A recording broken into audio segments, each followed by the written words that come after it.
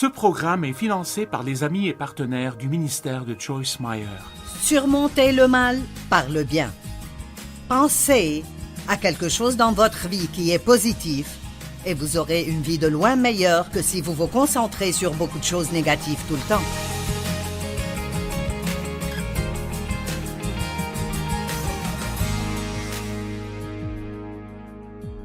Merci de vous être joints à moi aujourd'hui sur notre programme.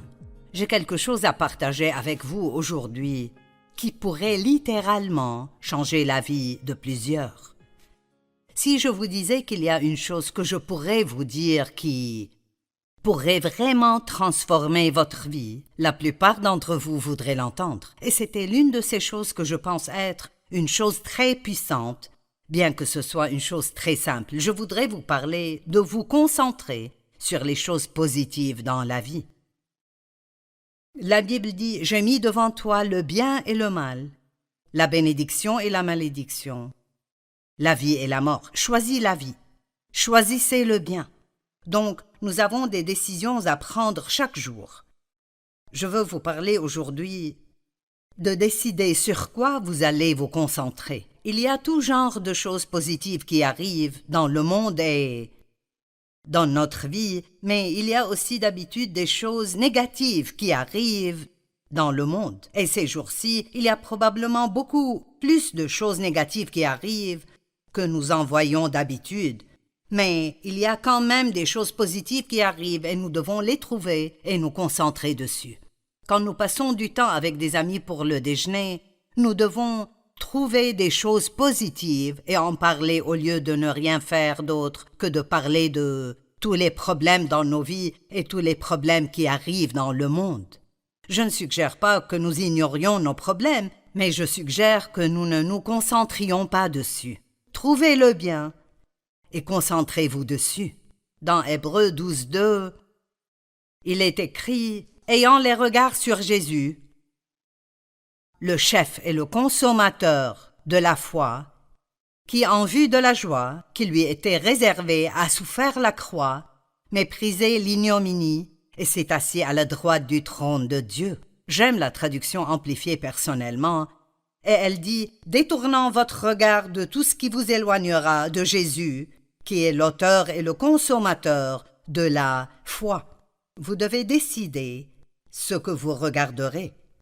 Sur quoi fixerez-vous votre regard aujourd'hui? De bonnes choses qui vous élèveront et vous bâtiront, ou des choses qui vous rendront tristes et déprimés et découragés? Je pense que nous devons célébrer, et ceci est juste un exemple. Nous, tous qui aimons Dieu, nous voulons grandir et nous voulons ressembler plus à Christ dans notre comportement. Au moins, c'est ce que nous devrions vouloir. Et comme nous grandissons, nous faisons toujours du progrès, mais il y a toujours des choses qui doivent être faites, des choses qui sont bonnes en nous ou des choses qui sont mauvaises, et je pense que nous devons apprendre plus à célébrer notre progrès et ne pas nous concentrer sur tout ce qui ne va pas en nous. Ce sur quoi vous vous concentrez est ce qui devient la plus grande chose dans votre vie. Vous pouvez vous concentrer sur une faute et juste l'agrandir d'une façon disproportionnée, et ce n'est vraiment pas le problème que vous en faites. Et certaines personnes penseraient « c'est hautain et orgueilleux de penser à mon progrès ». Non, c'est faux, pas tant que vous remerciez Dieu pour cela, sachant que vous n'auriez pas fait ce progrès s'il n'était pas avec vous. En fait, se concentrer sur cela est une façon de donner gloire à Dieu. Romains 12:21, et ceci est l'une de mes choses préférées où investir mon énergie. Nous vaincons. Ne te laisse pas vaincre par le mal, mais surmonte le mal par le bien. Il nous donne le choix de nouveau. Il y a de mauvaises choses qui vous arrivent. Comment allez-vous y répondre? Allez-vous y répondre en agissant mal? Ou allez-vous répondre aux mauvaises choses qui sont arrivées avec vous en faisant du bien à quelqu'un d'autre? J'aime absolument quand l'ennemi vient m'attaquer, et j'ai appris à travers la parole de Dieu que l'une des meilleures façons de vaincre le diable est, au lieu d'agir comme il veut que j'agisse, qui est mal, c'est de penser à quelque chose de bien que je pourrais faire pour quelqu'un d'autre et aller le faire. Je crois que marcher dans l'amour est la plus haute forme de guerre spirituelle que nous puissions faire. Ne te laisse pas vaincre par le mal, mais surmonte le mal par le bien.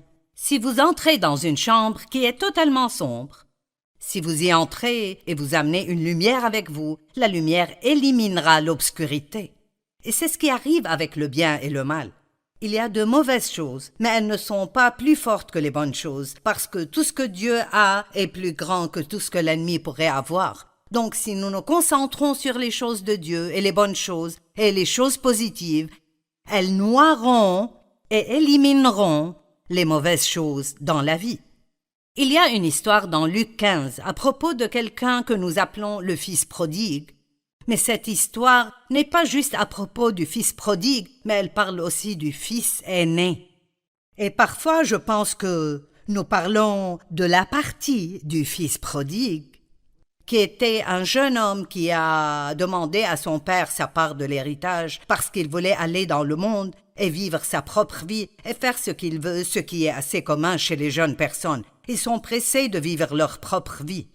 Et beaucoup d'entre eux découvrent que ce n'est pas aussi amusant qu'ils pensaient que ce serait parce que maintenant ils doivent nettoyer leurs propres dégâts, ils doivent payer leurs propres factures, mais ça fait partie de ce que les enfants doivent faire pour grandir et être adultes. Mais dans la culture où ce jeune homme vivait, demander votre héritage à votre père alors qu'il était en vie était l'équivalent de dire « Papa, j'aimerais que tu sois mort ». Ce n'était pas du tout une bonne chose. Mais le père a donné son héritage au garçon, qui l'a pris et est allé dans un pays éloigné et a gaspillé tout son argent sur la boisson, le jeu, les femmes et a fini par perdre tout ce qu'il avait. Il a gaspillé toute sa fortune et a commencé à travailler pour un éleveur de porcs et il était dans un si mauvais état qu'il aurait été heureux de manger la nourriture que les porcs mangeaient, mais il n'y en avait pas pour lui. Et dans cette situation, il est écrit, il rentra en lui-même. J'aime cela. Il est revenu à ses esprits et il a dit, je sais ce que je vais faire, je vais rentrer chez mon père et je dirai, Père, je ne mérite même pas d'être ton fils, si je pouvais juste être un serviteur dans ta maison, ce serait plus que je ne le mérite. Et donc, il est entré avec cela en tête pour aller très humblement et dire « Père, je ne mérite même pas que tu ne me pardonnes, je ne m'attends pas à être bien traité, mais puis-je rentrer à la maison ?» Et la Bible dit que, comme il était encore loin, son père le vit arriver et il courut se jeter à son cou et le baisa. Eh bien, les hommes âgés ne couraient pas dans cette culture, c'était inapproprié et incorrect. Mais le père était si heureux parce que le fils était revenu et il a dit « Faisons une grande fête. Tuez le veau gras, amenez la meilleure robe, amenez la meilleure bague, mettez des souliers propres aux pieds et nous allons célébrer. » Maintenant, voici ce que je veux que vous voyez dans cette histoire. De toutes les choses qu'il aurait pu dire au garçon, tu as fait un véritable gâchis des choses, tu as perdu ta fortune en entier, tu as perdu tout ce temps, tu as dépensé tout cet argent, tu as fait toutes ces choses qui sont mauvaises, ces péchés. Il n'en a même pas parlé.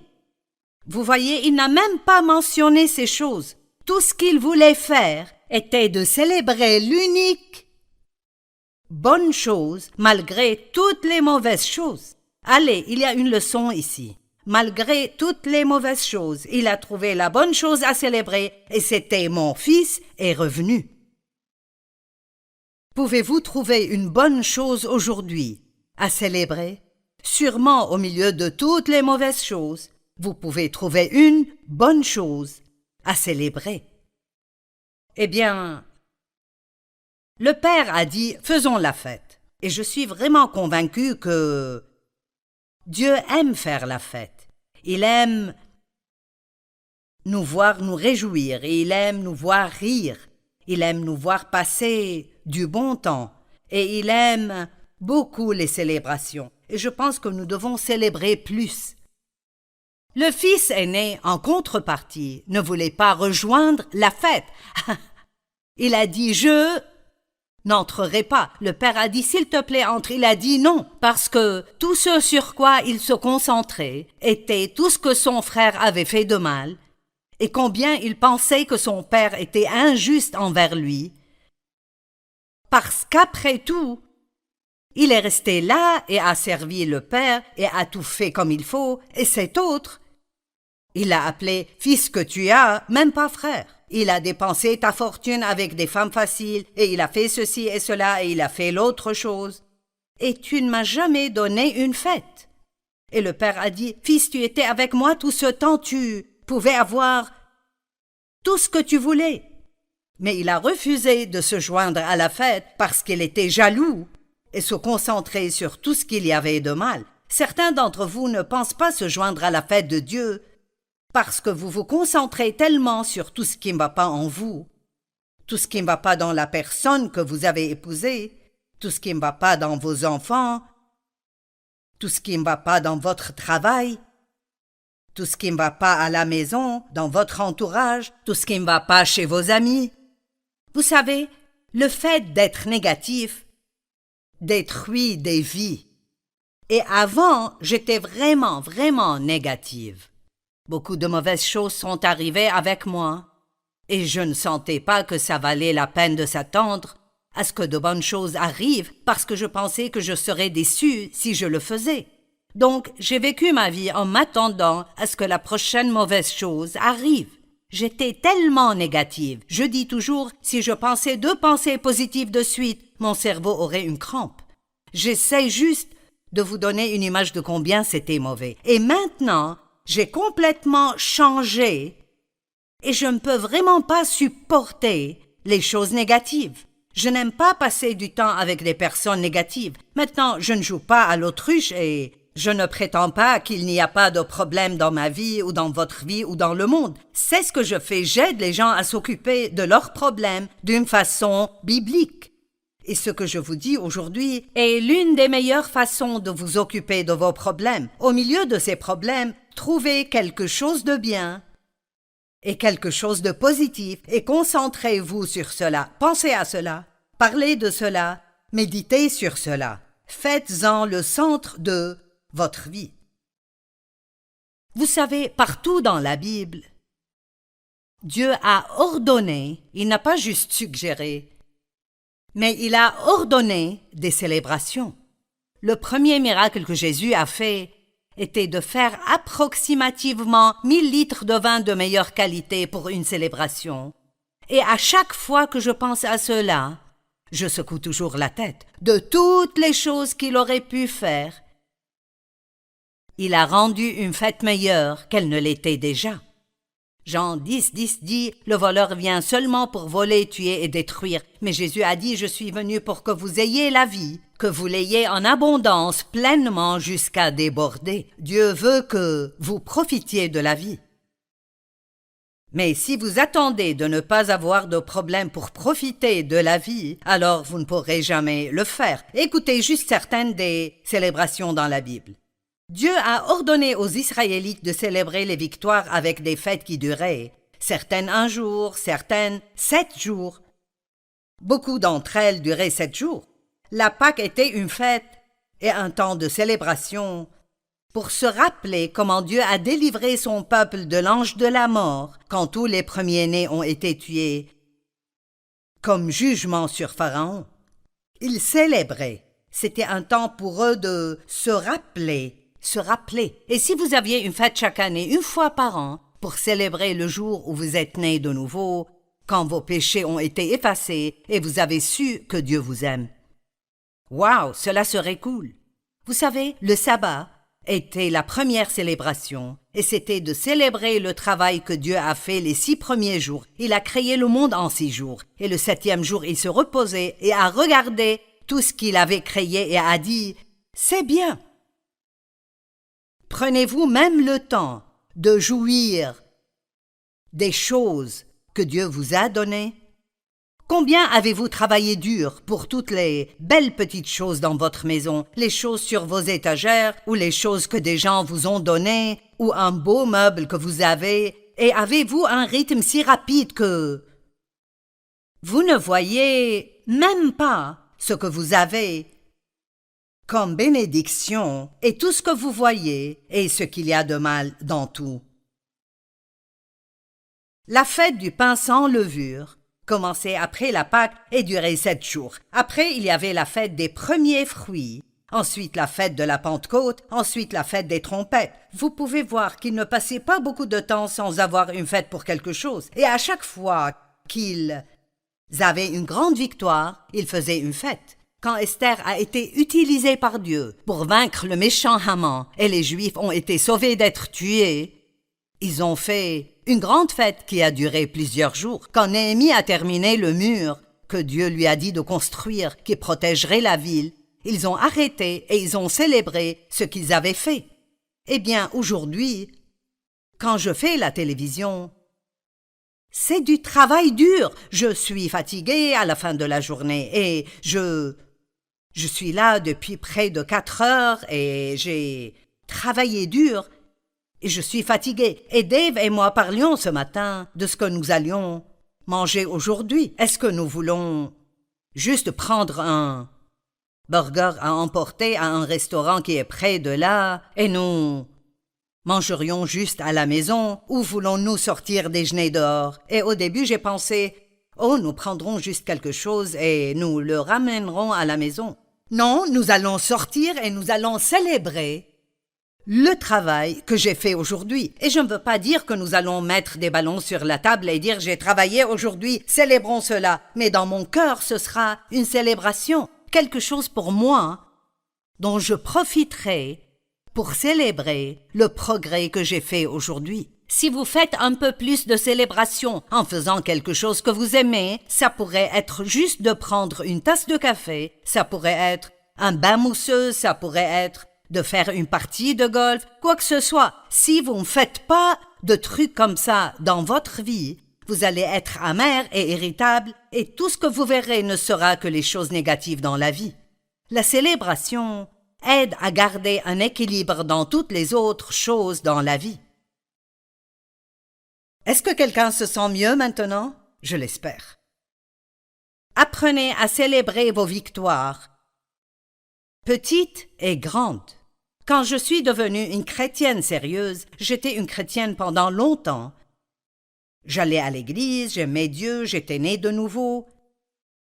Mais quand je suis devenue une chrétienne vraiment sérieuse, engagée, et je voulais aller plus profondément avec Dieu et devenir plus comme Christ dans mon comportement, pour quelques raisons, Dave et moi avons arrêté de faire tout ce qui est amusant. Nous sommes sortis du club de cartes. Si la musique n'était pas de la musique chrétienne, nous ne l'écoutions pas.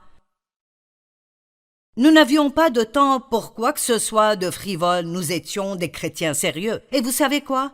Je suis devenu le frère aîné dans l'histoire que nous trouvons dans Luc 15. Ne soyez pas le frère aîné. Ne soyez pas la personne qui n'a jamais le temps de faire la fête, qui n'a jamais le temps de vivre, qui regarde toujours ce qui ne va pas en tout le monde. J'aime le fait que quand Jésus a appelé les 12 disciples, quand il leur a parlé, il n'a pas appelé les 12 d'un seul coup, mais il rencontrerait différentes personnes entre eux et il disait « Venez vous joindre à moi ». Eh bien, je sais qu'il ne voyageait pas dans le pays à faire la fête tout le temps, mais je pense que c'est intéressant de penser à ce qu'il faisait. Il leur disait de se joindre à lui, mais vous savez, j'ai cette sensation. C'est juste quelque chose que je sens, mais je sens que Jésus et ses disciples, je pense que quand ils voyageaient ensemble, ils s'amusaient beaucoup. Je crois que Jésus avait le sens de l'humour. Je pense qu'ils riaient ensemble, qu'ils racontaient des histoires drôles ensemble. Peut-être qu'ils riaient de leurs propres erreurs comme nous devons le faire parfois. Certains d'entre vous, maintenant regardez-moi, parce que Dieu parle à quelqu'un ici aujourd'hui. Certains d'entre vous sont juste absolument trop sérieux. Mon assistante administrative dit que quand son mari est devenu un chrétien très sérieux, la même chose leur est arrivée. Et elle a dit, une nuit je lui ai dit, est-ce que tu me feras rire de nouveau un jour? Et cela l'a réveillé parce que, avant cela, il était un gars assez drôle qui la faisait toujours rire. Mais nous pouvons être si sérieux et sombres à propos de tout que ce n'est pas étonnant que la chrétienté devienne ennuyeuse pour beaucoup de personnes. Et à propos des anniversaires, c'est très commun d'entendre des gens dire « Qu'est-ce que tu feras pour ton anniversaire ?»« Oh, rien du tout, ce n'est pas important. » Mais si nous allons célébrer le premier anniversaire d'un enfant, nous venons juste de célébrer le premier anniversaire de mon petit-fils. Nous avons amené un gâteau, et nous avons amené des cadeaux et des ballons, et il a mis du gâteau partout sur son visage, et nous avons fait tout ce que vous pourriez imaginer. Il a ouvert tous ces cadeaux dont il ne s'occupait probablement pas. Ses frères ont joué avec plus que lui, et il n'a qu'un an. Eh bien, que devriez-vous donc faire quand vous avez 50 ans? Je pense qu'après 50 ans, nous devrions célébrer nos anniversaires pendant au moins une semaine. Et par célébrer, je ne veux pas dire que vous devez avoir une maison pleine de gens et faire la fête, la fête, la fête, la fête.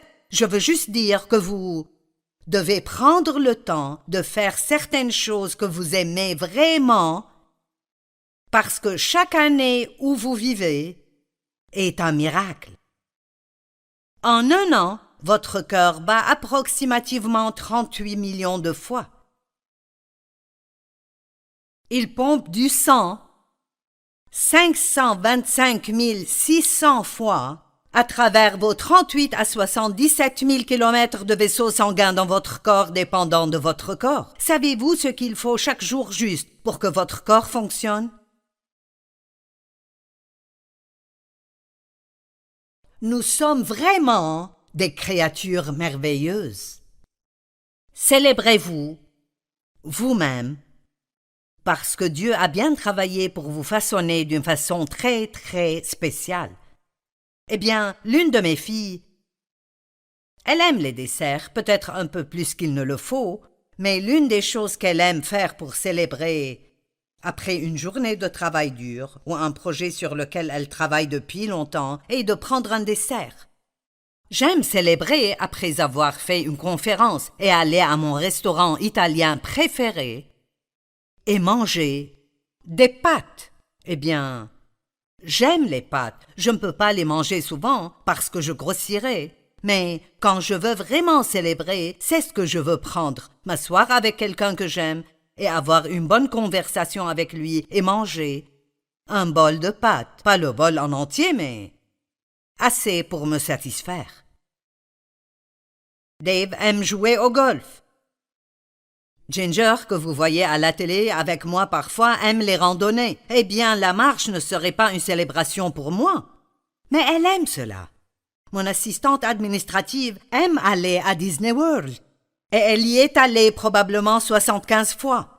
Je vous le dis, moi et la souris, nous aurions beaucoup de problèmes si j'étais allée à Disney World 75 fois.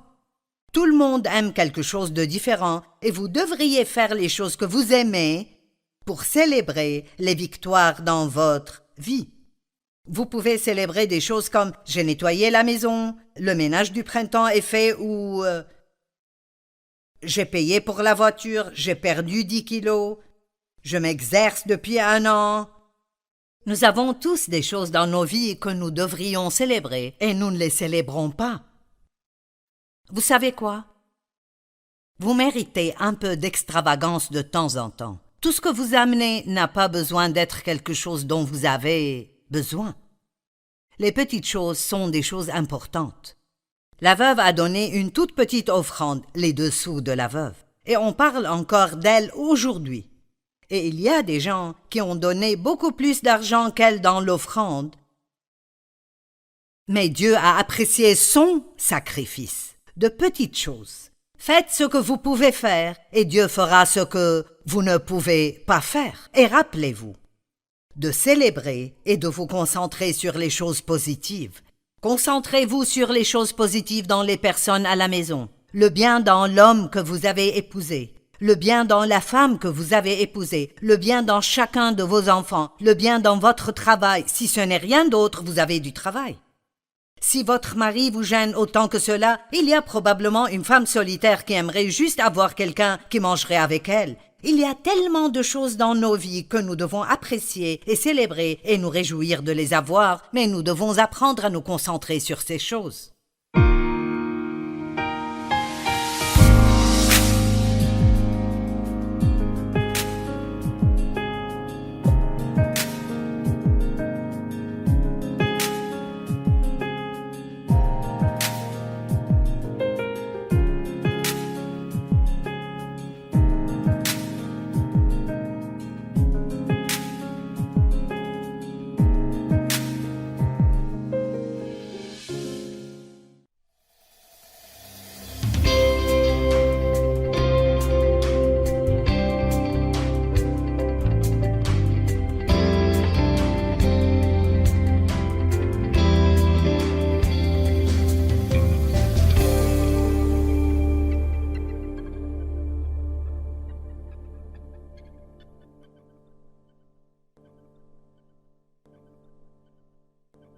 Ce programme est financé par les amis et partenaires du ministère de Joyce Meyer. Surmontez le mal par le bien. Pensez à quelque chose dans votre vie qui est positif et vous aurez une vie de loin meilleure que si vous vous concentrez sur beaucoup de choses négatives tout le temps.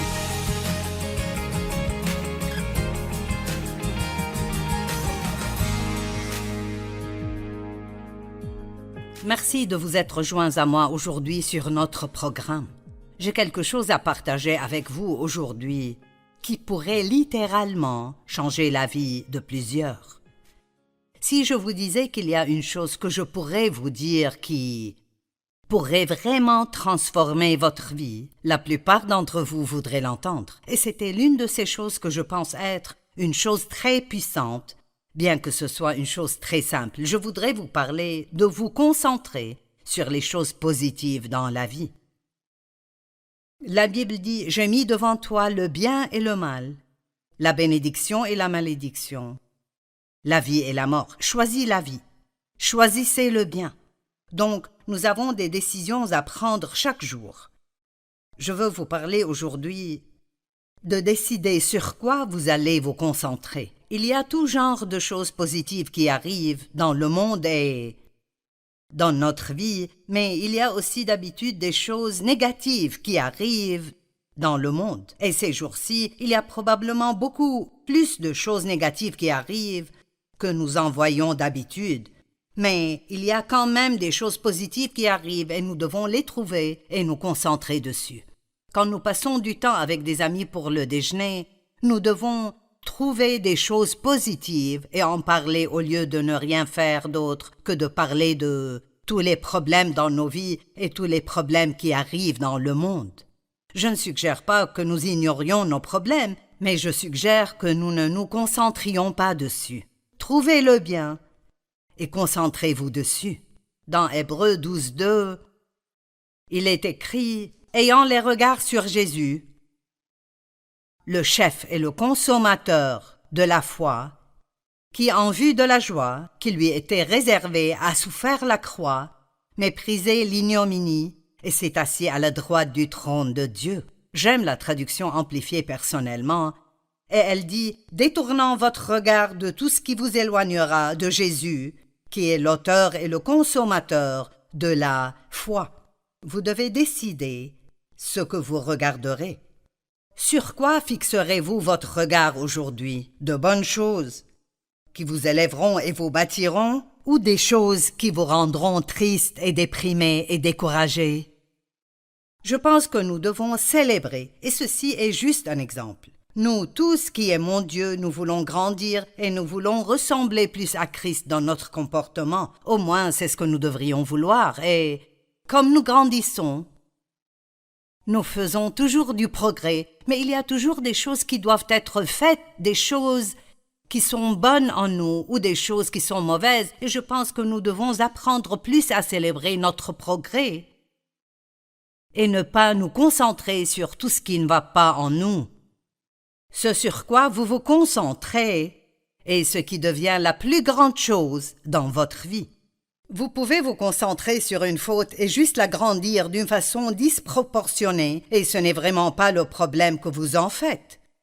Et certaines personnes penseraient c'est hautain et orgueilleux de penser à mon progrès. Non, c'est faux. Pas tant que vous remerciez Dieu pour cela, sachant que vous n'auriez pas fait ce progrès s'il n'était pas avec vous. En fait, se concentrer sur cela est une façon de donner gloire à Dieu. Romains 12, 21, et ceci est l'une de mes choses préférées où investir mon énergie. Nous vaincons. Ne te laisse pas vaincre par le mal, mais surmonte le mal par le bien. Il nous donne le choix de nouveau. Il y a de mauvaises choses qui vous arrivent. Comment allez-vous y répondre? Allez-vous y répondre en agissant mal? Ou allez-vous répondre aux mauvaises choses qui sont arrivées avec vous en faisant du bien à quelqu'un d'autre? J'aime absolument quand l'ennemi vient m'attaquer, et j'ai appris à travers la parole de Dieu que l'une des meilleures façons de vaincre le diable est, au lieu d'agir comme il veut que j'agisse, qui est mal, c'est de penser à quelque chose de bien que je pourrais faire pour quelqu'un d'autre et aller le faire. Je crois que marcher dans l'amour est la plus haute forme de guerre spirituelle que nous puissions faire. Ne te laisse pas vaincre par le mal, mais surmonte le mal par le bien. Si vous entrez dans une chambre qui est totalement sombre, si vous y entrez et vous amenez une lumière avec vous, la lumière éliminera l'obscurité. Et c'est ce qui arrive avec le bien et le mal. Il y a de mauvaises choses, mais elles ne sont pas plus fortes que les bonnes choses, parce que tout ce que Dieu a est plus grand que tout ce que l'ennemi pourrait avoir. Donc si nous nous concentrons sur les choses de Dieu et les bonnes choses et les choses positives, elles noieront et élimineront les mauvaises choses dans la vie. Il y a une histoire dans Luc 15 à propos de quelqu'un que nous appelons le fils prodigue. Mais cette histoire n'est pas juste à propos du fils prodigue, mais elle parle aussi du fils aîné. Et parfois je pense que nous parlons de la partie du fils prodigue, qui était un jeune homme qui a demandé à son père sa part de l'héritage parce qu'il voulait aller dans le monde et vivre sa propre vie et faire ce qu'il veut, ce qui est assez commun chez les jeunes personnes. Ils sont pressés de vivre leur propre vie. Et beaucoup d'entre eux découvrent que ce n'est pas aussi amusant qu'ils pensaient que ce serait parce que maintenant ils doivent nettoyer leurs propres dégâts, ils doivent payer leurs propres factures, mais ça fait partie de ce que les enfants doivent faire pour grandir et être adultes.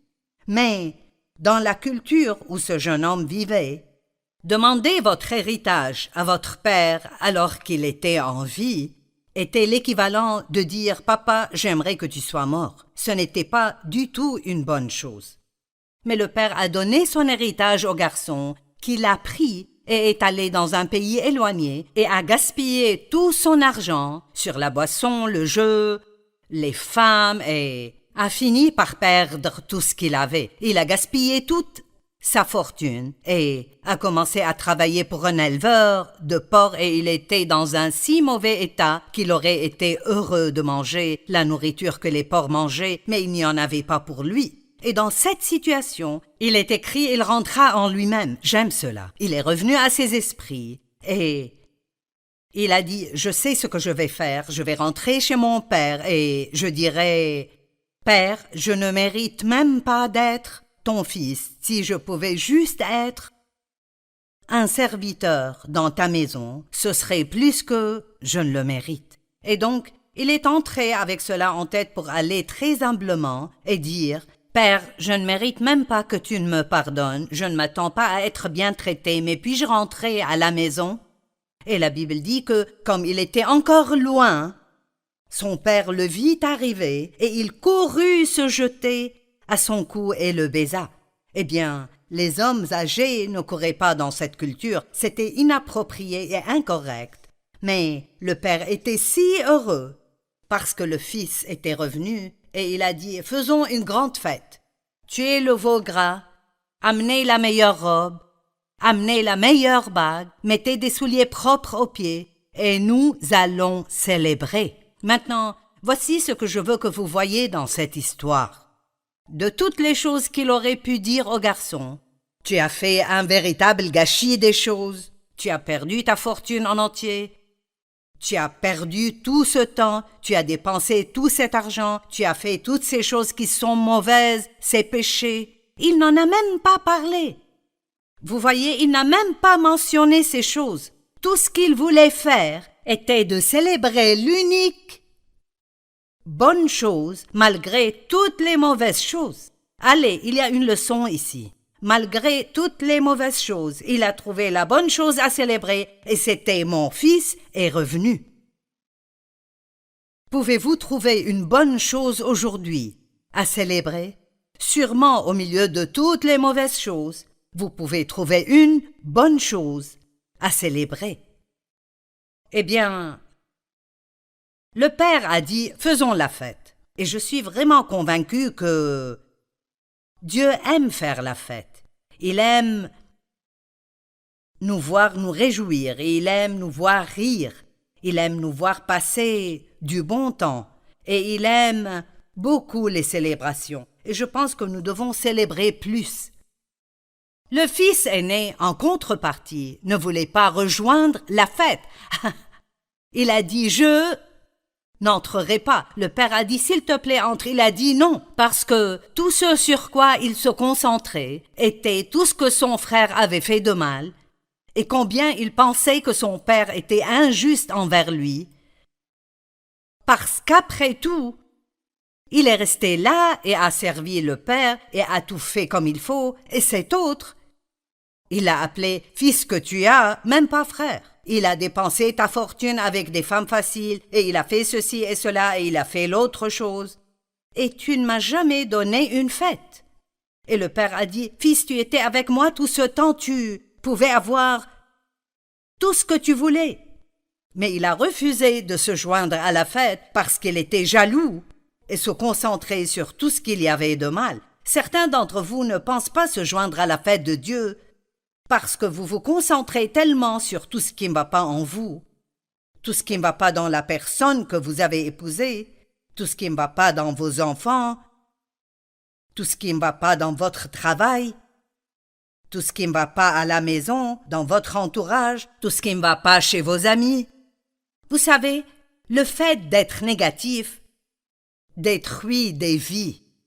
Et avant, j'étais vraiment négative. Beaucoup de mauvaises choses sont arrivées avec moi, et je ne sentais pas que ça valait la peine de s'attendre à ce que de bonnes choses arrivent parce que je pensais que je serais déçue si je le faisais. Donc, j'ai vécu ma vie en m'attendant à ce que la prochaine mauvaise chose arrive. J'étais tellement négative. Je dis toujours, si je pensais 2 pensées positives de suite, mon cerveau aurait une crampe.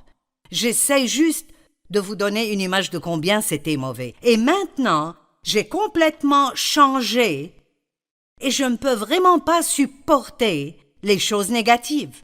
Je n'aime pas passer du temps avec des personnes négatives. Maintenant, je ne joue pas à l'autruche et je ne prétends pas qu'il n'y a pas de problème dans ma vie ou dans votre vie ou dans le monde. C'est ce que je fais. J'aide les gens à s'occuper de leurs problèmes d'une façon biblique.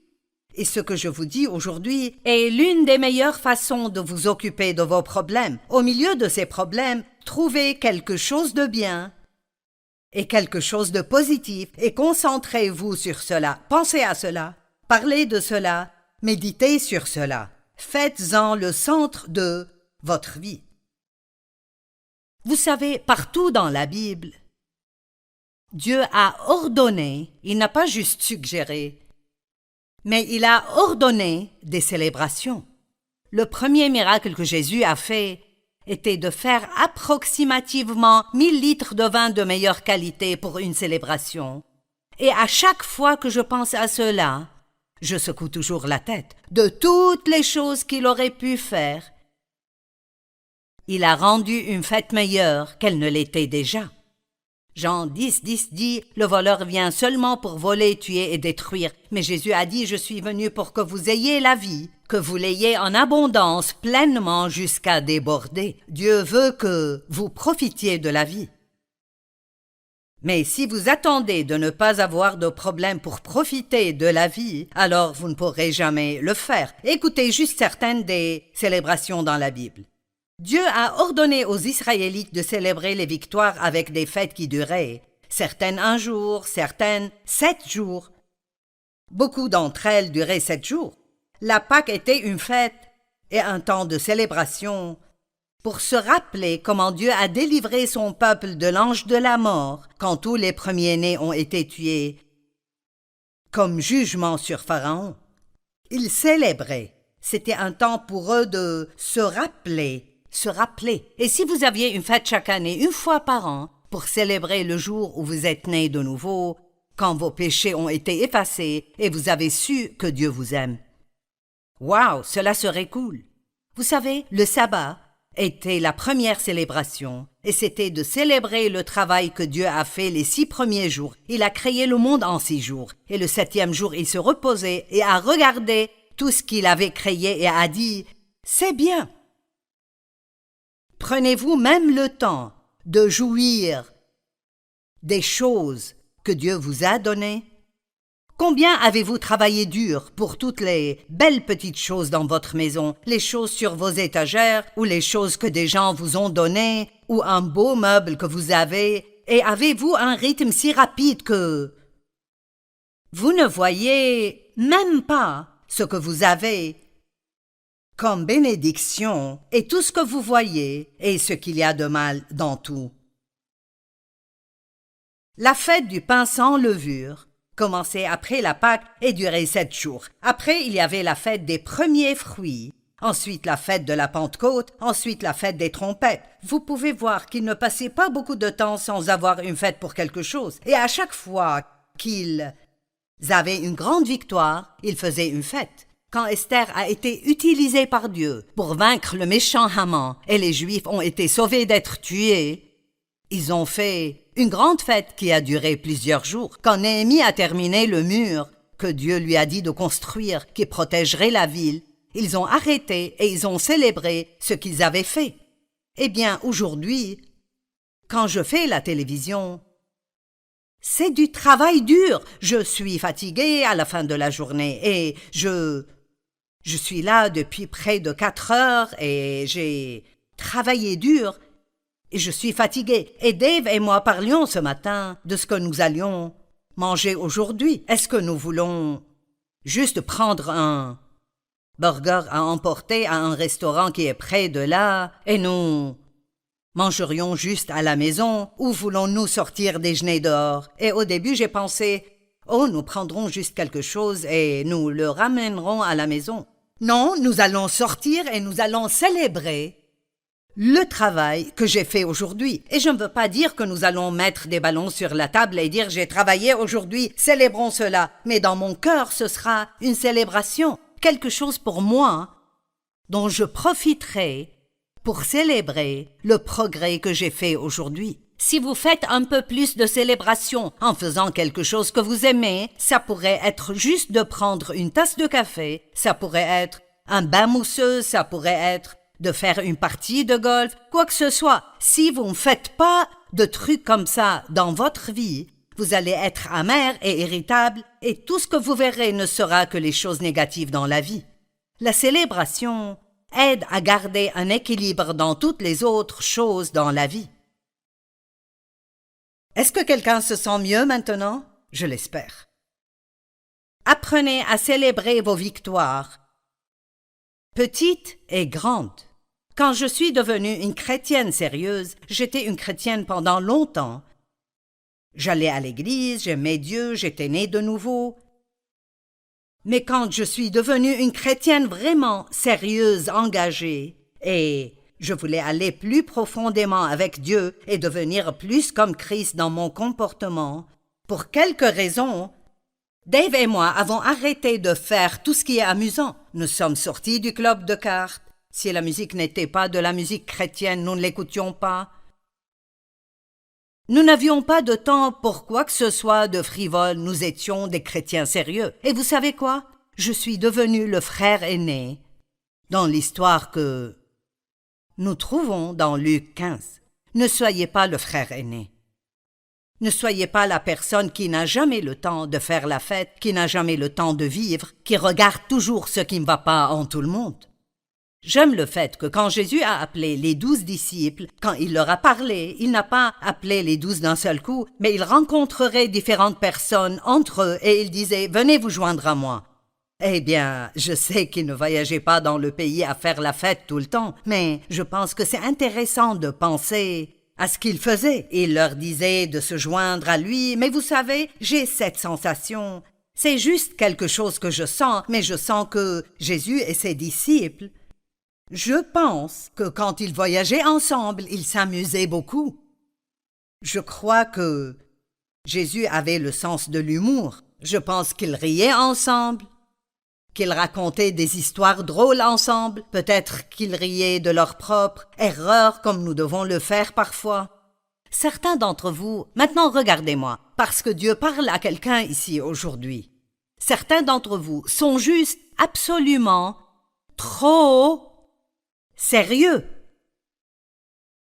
Mon assistante administrative dit que quand son mari est devenu un chrétien très sérieux, la même chose leur est arrivée, et elle a dit, une nuit je lui ai dit, « Est-ce que tu me feras rire de nouveau un jour ?»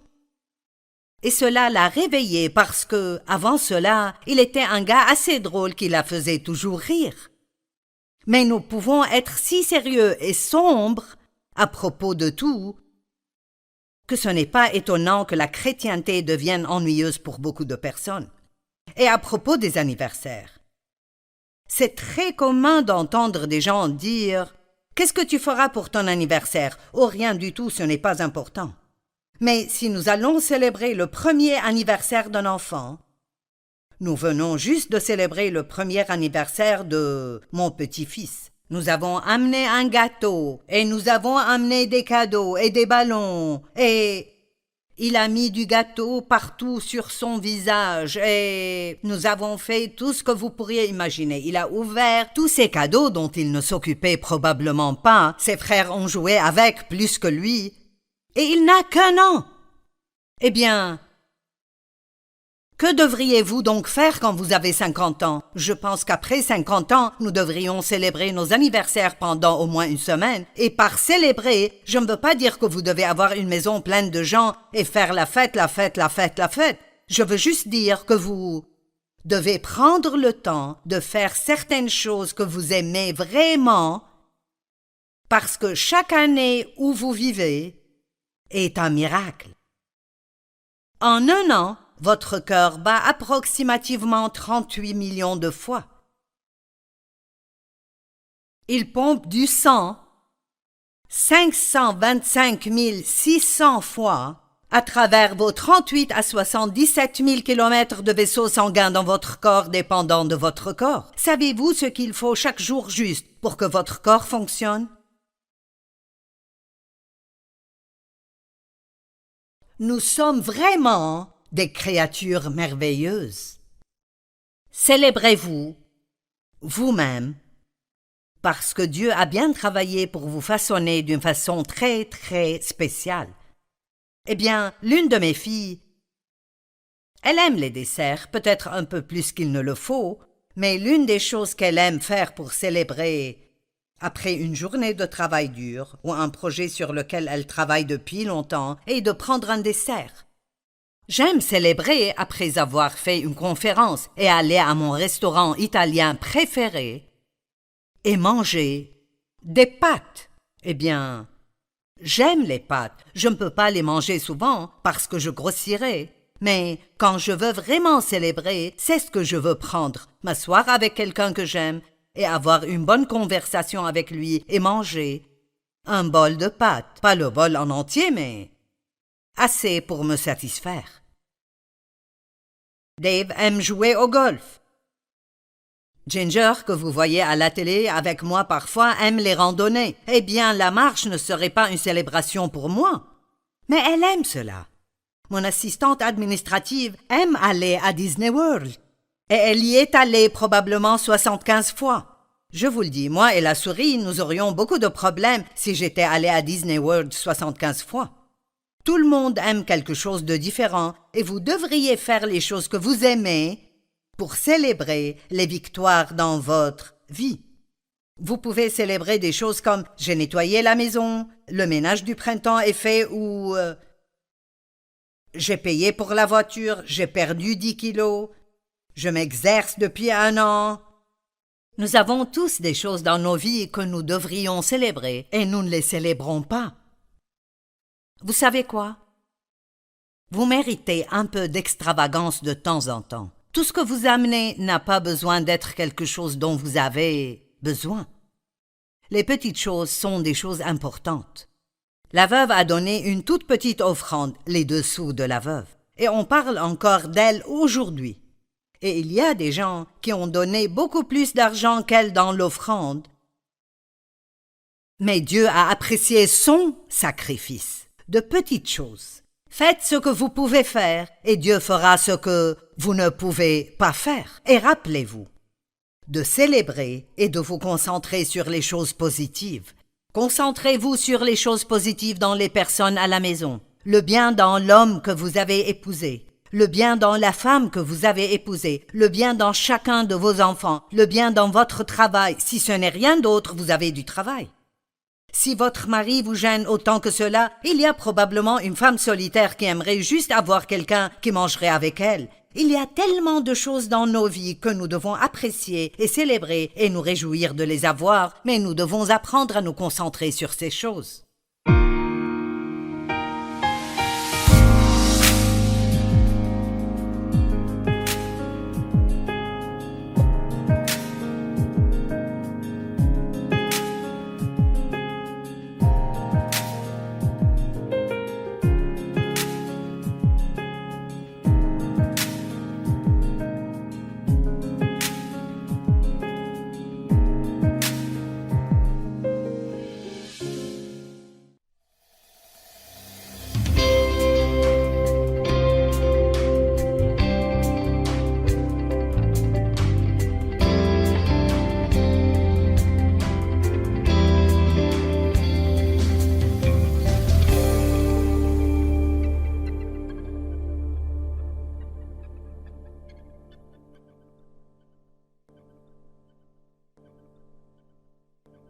Ce programme est financé par les amis et partenaires du ministère de Joyce Meyer. Surmontez le mal par le bien. Pensez à quelque chose dans votre vie qui est positif et vous aurez une vie de loin meilleure que si vous vous concentrez sur beaucoup de choses négatives tout le temps.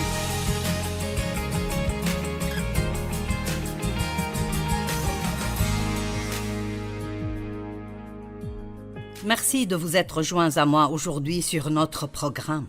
J'ai quelque chose à partager avec vous aujourd'hui qui pourrait littéralement changer la vie de plusieurs.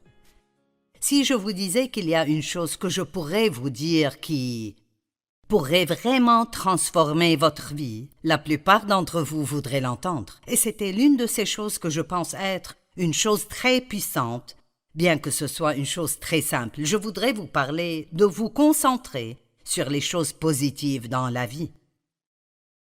La Bible dit « J'ai mis devant toi le bien et le mal, la bénédiction et la malédiction, la vie et la mort. Choisis la vie.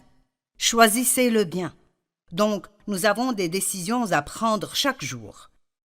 Je veux vous parler aujourd'hui de décider sur quoi vous allez vous concentrer. Il y a tout genre de choses positives qui arrivent dans le monde et dans notre vie, mais il y a aussi d'habitude des choses négatives qui arrivent dans le monde. Et ces jours-ci, il y a probablement beaucoup plus de choses négatives qui arrivent que nous en voyons d'habitude.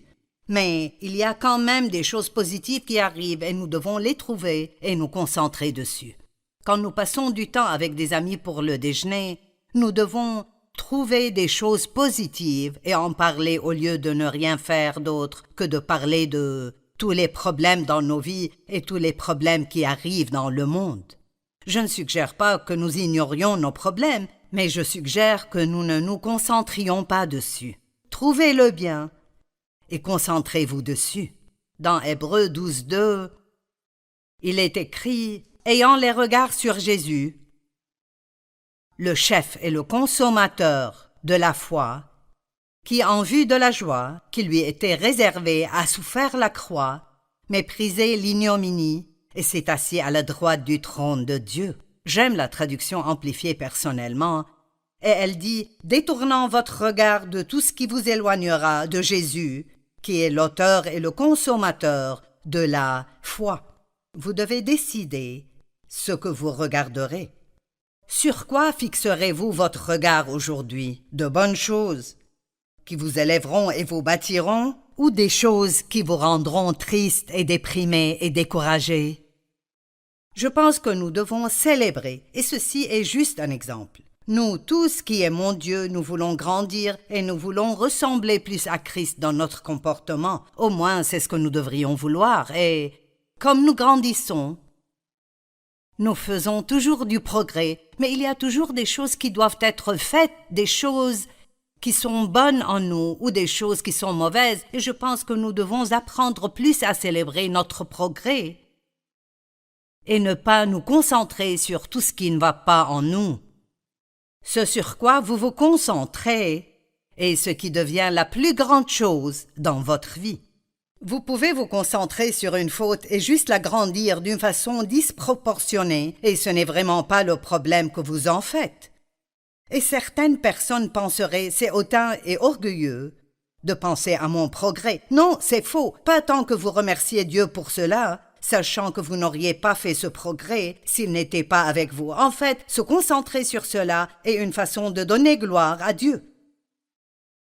Romains 12, 21, et ceci est l'une de mes choses préférées où investir mon énergie. Nous vainquons. Ne te laisse pas vaincre par le mal, mais surmonte le mal par le bien. Il nous donne le choix de nouveau. Il y a de mauvaises choses qui vous arrivent. Comment allez-vous y répondre? Allez-vous y répondre en agissant mal? Ou allez-vous répondre aux mauvaises choses qui sont arrivées avec vous en faisant du bien à quelqu'un d'autre? J'aime absolument quand l'ennemi vient m'attaquer, et j'ai appris à travers la parole de Dieu que l'une des meilleures façons de vaincre le diable est, au lieu d'agir comme il veut que j'agisse, qui est mal, c'est de penser à quelque chose de bien que je pourrais faire pour quelqu'un d'autre et aller le faire. Je crois que marcher dans l'amour est la plus haute forme de guerre spirituelle que nous puissions faire. Ne te laisse pas vaincre par le mal, mais surmonte le mal par le bien. Si vous entrez dans une chambre qui est totalement sombre, si vous y entrez et vous amenez une lumière avec vous, la lumière éliminera l'obscurité. Et c'est ce qui arrive avec le bien et le mal. Il y a de mauvaises choses, mais elles ne sont pas plus fortes que les bonnes choses, parce que tout ce que Dieu a est plus grand que tout ce que l'ennemi pourrait avoir. Donc si nous nous concentrons sur les choses de Dieu et les bonnes choses et les choses positives, elles noieront et élimineront les mauvaises choses dans la vie. Il y a une histoire dans Luc 15 à propos de quelqu'un que nous appelons le fils prodigue. Mais cette histoire n'est pas juste à propos du fils prodigue, mais elle parle aussi du fils aîné. Et parfois je pense que nous parlons de la partie du fils prodigue, qui était un jeune homme qui a demandé à son père sa part de l'héritage parce qu'il voulait aller dans le monde et vivre sa propre vie et faire ce qu'il veut, ce qui est assez commun chez les jeunes personnes. Ils sont pressés de vivre leur propre vie. Et beaucoup d'entre eux découvrent que ce n'est pas aussi amusant qu'ils pensaient que ce serait parce que maintenant ils doivent nettoyer leurs propres dégâts, ils doivent payer leurs propres factures, mais ça fait partie de ce que les enfants doivent faire pour grandir et être adultes. Mais dans la culture où ce jeune homme vivait, demander votre héritage à votre père alors qu'il était en vie était l'équivalent de dire « Papa, j'aimerais que tu sois mort ». Ce n'était pas du tout une bonne chose. Mais le père a donné son héritage au garçon, qui l'a pris et est allé dans un pays éloigné et a gaspillé tout son argent sur la boisson, le jeu, les femmes et a fini par perdre tout ce qu'il avait. Il a gaspillé toute sa fortune et a commencé à travailler pour un éleveur de porcs et il était dans un si mauvais état qu'il aurait été heureux de manger la nourriture que les porcs mangeaient, mais il n'y en avait pas pour lui. Et dans cette situation, il est écrit, il rentra en lui-même. J'aime cela. Il est revenu à ses esprits et il a dit, je sais ce que je vais faire, je vais rentrer chez mon père et je dirai, Père, je ne mérite même pas d'être ton fils, si je pouvais juste être un serviteur dans ta maison, ce serait plus que je ne le mérite. Et donc, il est entré avec cela en tête pour aller très humblement et dire « Père, je ne mérite même pas que tu ne me pardonnes, je ne m'attends pas à être bien traité, mais puis-je rentrer à la maison ?» Et la Bible dit que, comme il était encore loin, son père le vit arriver et il courut se jeter à son cou et le baisa. Eh bien, les hommes âgés ne couraient pas dans cette culture, c'était inapproprié et incorrect. Mais le père était si heureux, parce que le fils était revenu, et il a dit « Faisons une grande fête. Tuez le